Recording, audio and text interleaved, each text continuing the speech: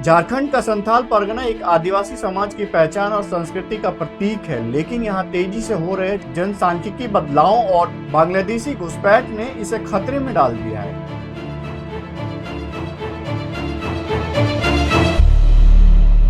प्रणाम दोस्तों, क्या हाल बा। उम्मीद करते हैं कि आप सब अच्छे होंगे और स्वस्थ होंगे। आज हम बात करने वाले हैं संथाल परगना झारखंड के एक ऐसे जिलों के बारे में जो बांग्लादेश घुसपैठ और वहां के सांस्कृतिक आदिवासी लोगों के साथ हो रहे अत्याचार और खतरे को दर्शाता है। इस मुद्दे को लेकर झारखंड हाईकोर्ट में PIL जो दायर की गई है उसको देखते हुए इसके बड़े खतरे के अंदेशे को समझा जा सकता है। आज हम बात करेंगे संथाल परगना में हो रहे बदलावों के जमीनी हकीकत के बारे में, वहां के डेमोग्राफिक चेंजेस के बारे में, वहां के घुसपैठ के बारे में, PIL के माध्यम से उभरे और कुछ पॉलिटिकल पार्टियों के उठाए गए मुद्दे और वहां के आदिवासी समाज के लोगों द्वारा बताए गए आंकड़ों को समझते हुए इसे हम विस्तृत में समझने की कोशिश करेंगे। बांग्लादेशी घुसपैठिए सिर्फ संथाल परगना में आके बस ही नहीं रहे हैं, बल्कि वहां के सांस्कृतिक और सामाजिक ढांचे को भी बदलने की पूरी तरीके से कोशिश की जा रही है। इस मुद्दे की गंभीरता को समझते हुए झारखंड हाई कोर्ट ने सरकार को सख्त निर्देश दिए हैं कि जितने भी घुसपैठिए हैं उनकी पहचान की जाए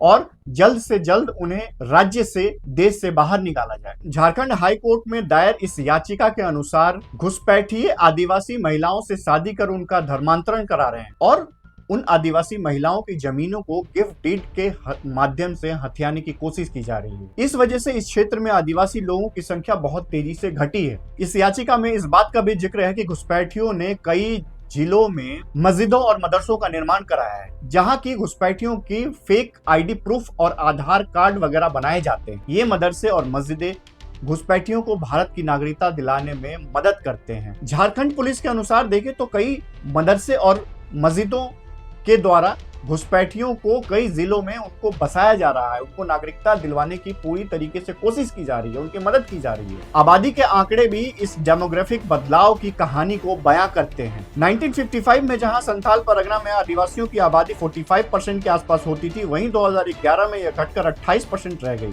दूसरी ओर मुस्लिम आबादी पिछले कुछ सालों में 10% से बढ़कर 23 से 25% तक होने का दावा किया जा रहा है। याचिकाकर्ता का यहां तक कहना है, इवन कई सारे वहां के रिपोर्ट्स का भी ये कहना है कि बांग्लादेशी घुसपैठिए यहाँ के महिलाओं से शादी करते हैं और उनका धर्म परिवर्तन करवाते हैं। इनमें से कई आदिवासी महिलाएं वहां की मुखिया, वहां की ग्राम पंचायत, ग्राम सरपंच और इस तरीके के आदिवासी रिजर्व पोस्ट पे नियुक्त होती हैं। हालांकि इन महिलाओं से शादी करने के बाद वहां की ग्राम पंचायत, वहां की मुखिया तो वो महिलाएं होती हैं, लेकिन वहां का पूरा कंट्रोल उस मुस्लिम युवक जो कि बांग्लादेश और तमाम ऐसी जगहों से घुसपैठ करके आया हुआ है, उसके नियंत्रण अधीन चलती है। क्या नाम है आपका?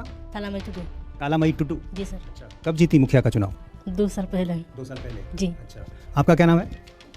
आपका नाम? मेरा नाम वसीम अकरम। आप इनके पति हैं? जी। वजह क्या रही, चुनाव लड़ने ही के लिए शादी किया कि चूंकि आरक्षित सीट है? नहीं, ऐसा कोई बात नहीं है।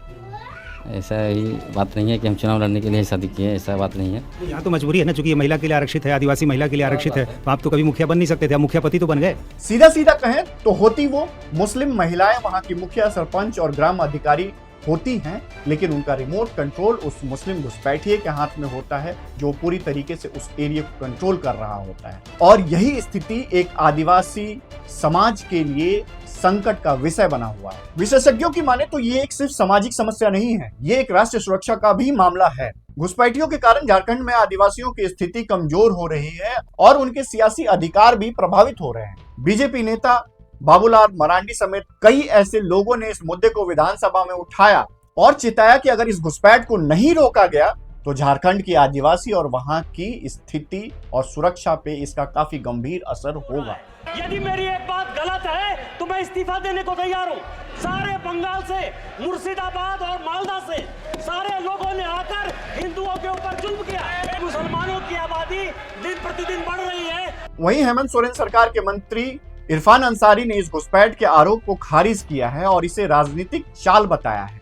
उनका कहना है कि यह मामला केंद्र सरकार के नियंत्रण में है और उस पर राजनीति नहीं होनी चाहिए। यह मुद्दा राजनीति से परे है, यह एक गंभीर राष्ट्रीय सुरक्षा का भी मामला है। अगर बांग्लादेशी घुसपैठियों को रोकने के लिए ठोस कदम नहीं उठाए गए तो संथाल परगना की सामाजिक संरचना और आदिवासी अधिकार दोनों ही खतरे में आ गए। और जब मैं संथाल परगना की बात कर रहा हूं तो ये 6 से अधिक जिलों की मैं बात कर रहा हूं, जिसमें जामताड़ा समेत कई जिले आते हैं जहां आदिवासी संख्या और घुसपैठ का मामला बहुत ही गंभीर मुद्दा बना हुआ है और आदिवासी समाज के लिए एक गंभीर खतरे का संदेश भी है। आप हमें कमेंट करके ये बता सकते हैं कि इस मुद्दे की गंभीरता के बारे में आपके क्या विचार हैं। साथ ही आपको ये लगता है कि ये मुद्दा इतना गंभीर विषय है जो आने वाले समय में न कि आदिवासी और झारखंड के लोगों के लिए खतरा बना हुआ है, बल्कि एक पूरे राष्ट्र का सुरक्षा इस पे दांव पे लग जाती है, तो आप इस वीडियो को ज्यादा से ज्यादा शेयर कर सकते हैं और साथ ही हमारे चैनल को सब्सक्राइब कर सकते हैं ताकि हम ऐसे लोगों की आवाज बन सकें।